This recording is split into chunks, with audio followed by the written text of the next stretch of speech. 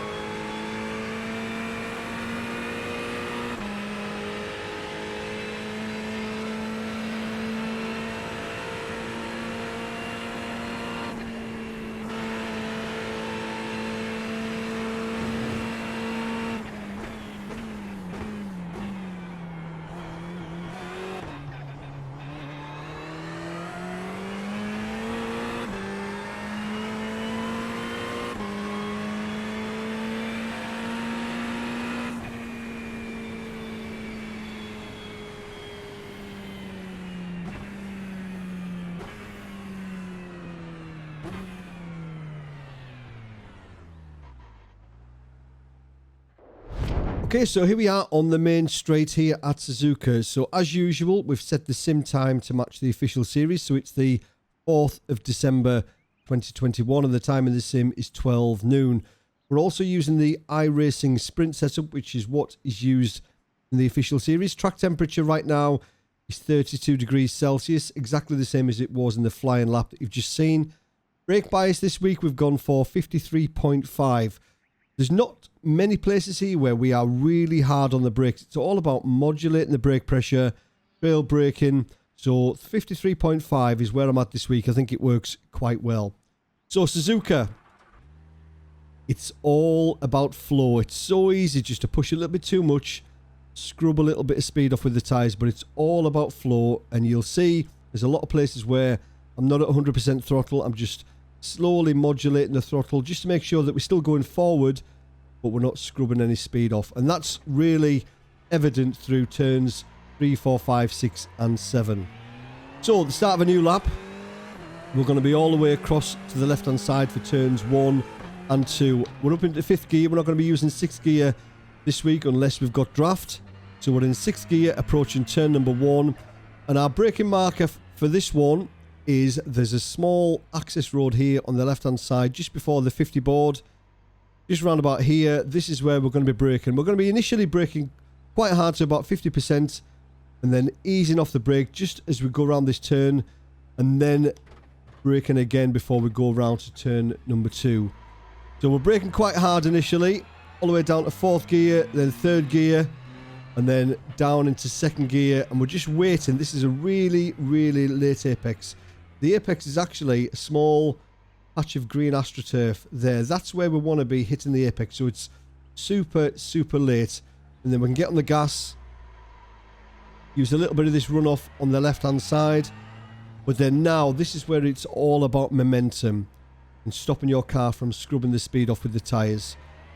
And through turns 3, 4, 5 and 6, it's all about you compromise a little bit in the turn to set up the next one. So you've always got to be thinking about your exit of those turns and where it's going to put you for the next one. So on the right hand side of the circuit, we're going to be cutting in quite late.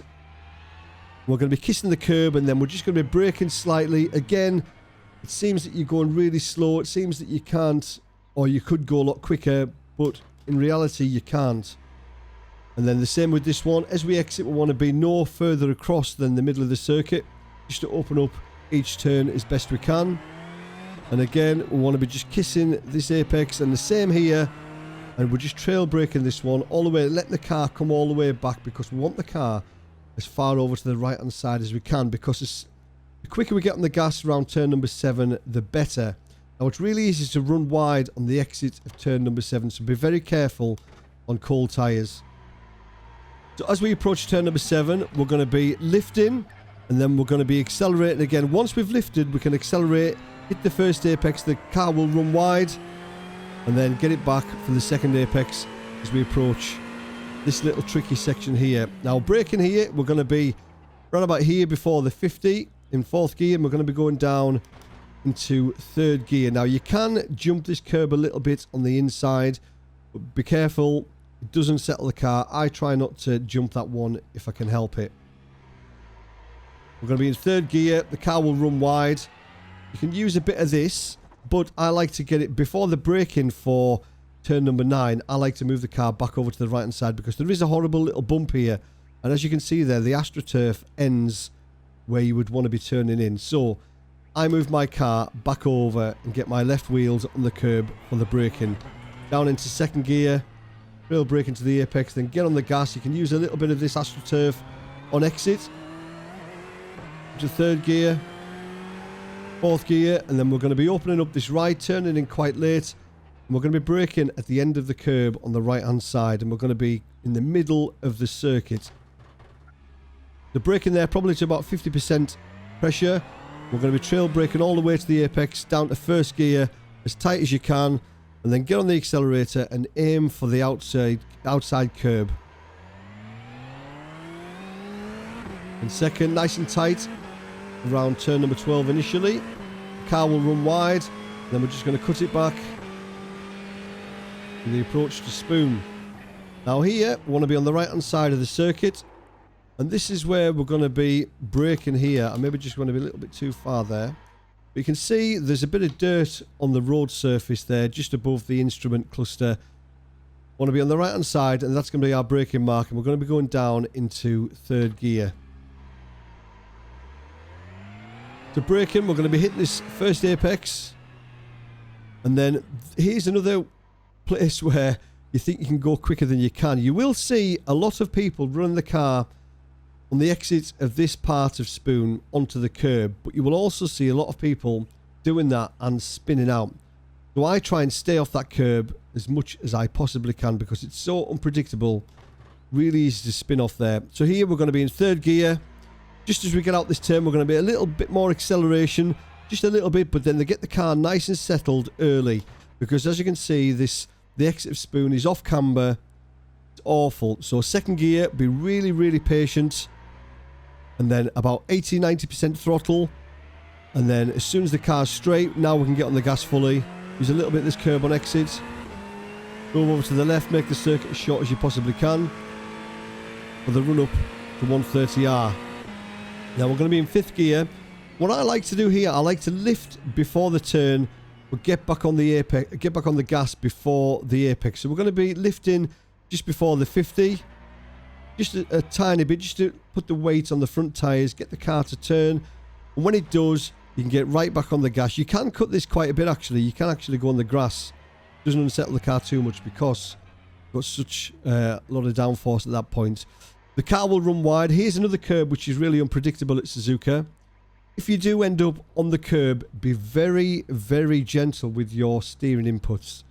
Try not to steer too much, because if you do, you'll spin. You'll see a lot of people spinning out by taking too much of this curb. So just be very, very gentle with your steering inputs and get it back on the track as quickly as you can.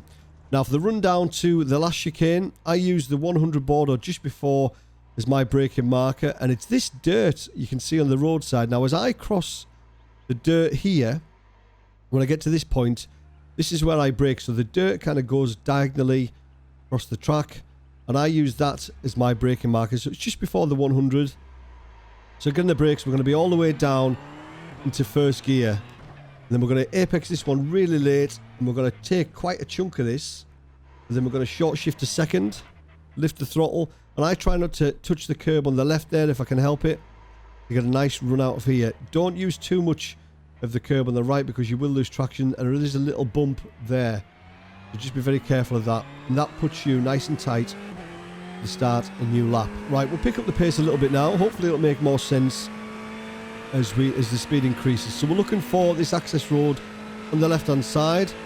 So braking initially quite hard, just to get a little bit of speed off, and then ease off, then down to second gear. Apex this one really late where the green bit of AstroTurf is. There it is. And now it's all about modulating the throttle, being nice and smooth, thinking about where your car is, setting up the next corner. The smoother you are there, the more your tyres will thank you later in the race as well.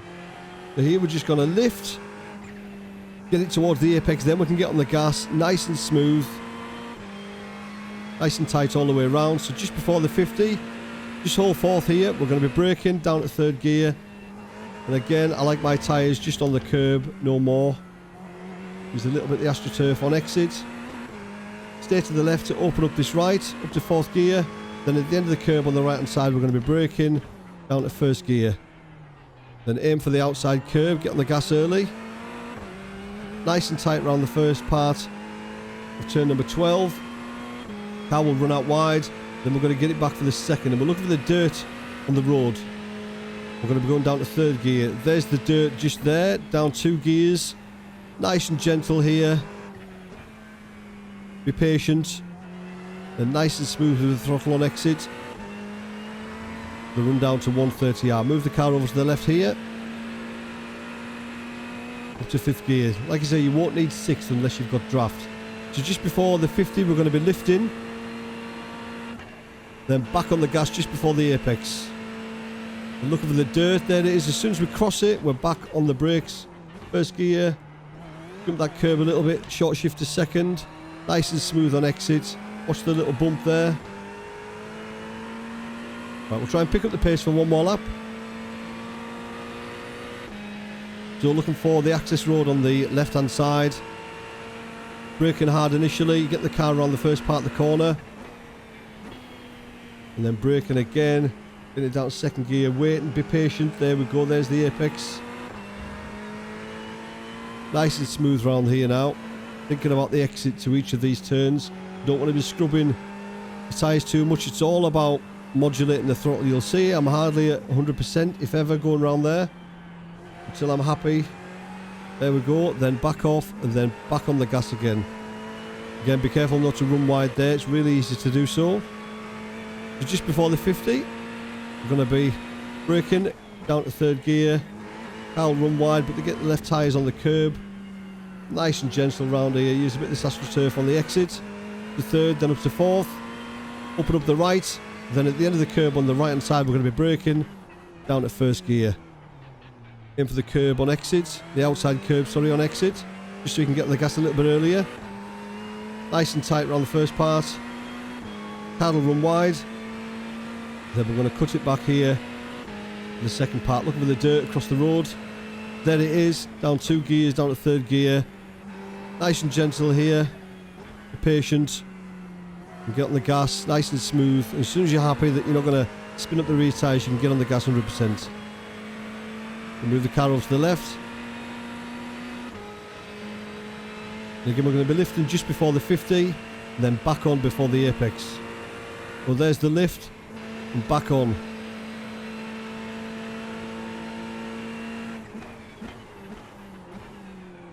Put this one, short shift a second.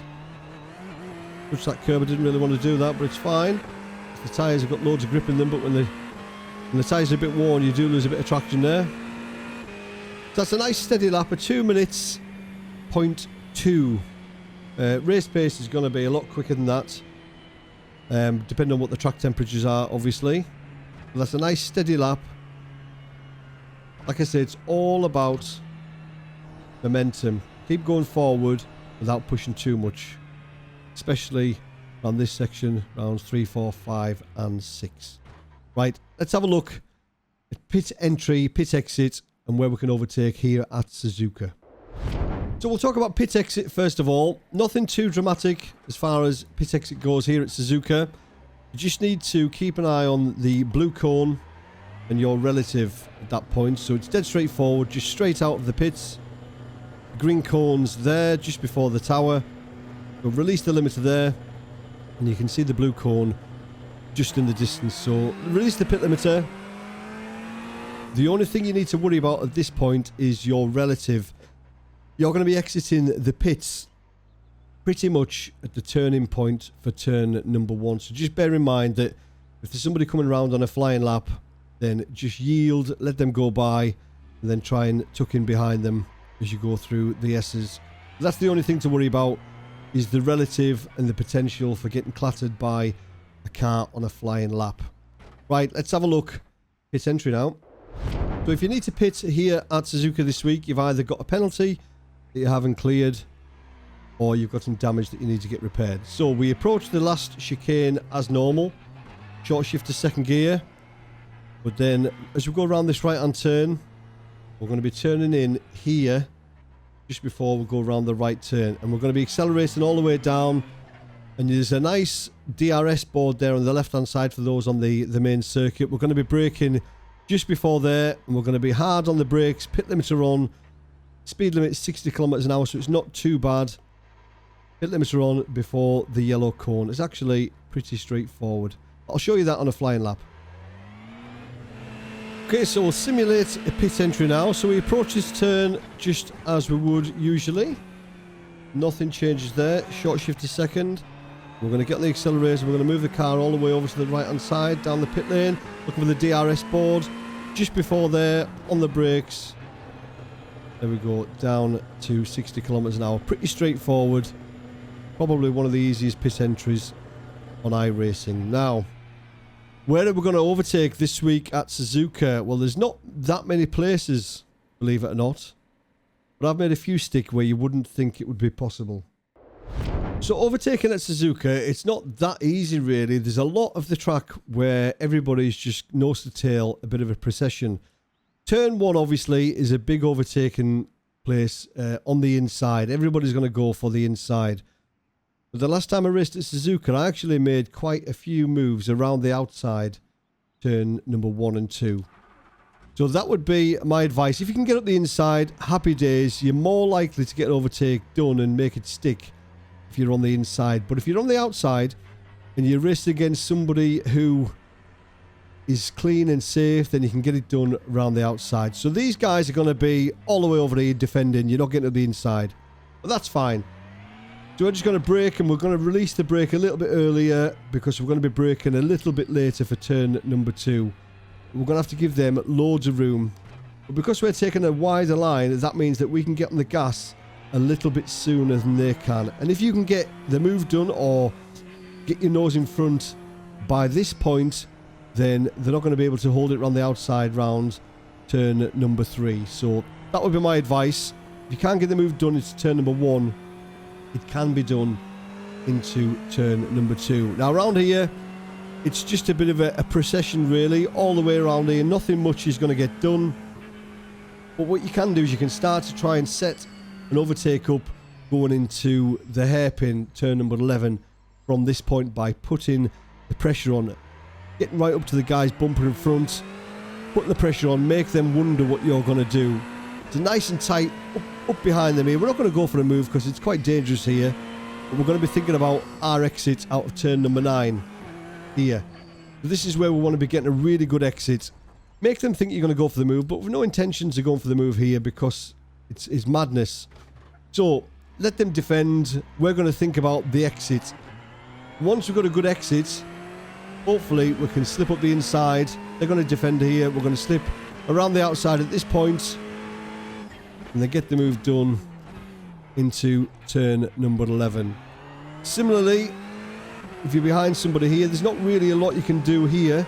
You're not going to go around the outside at turn number 12.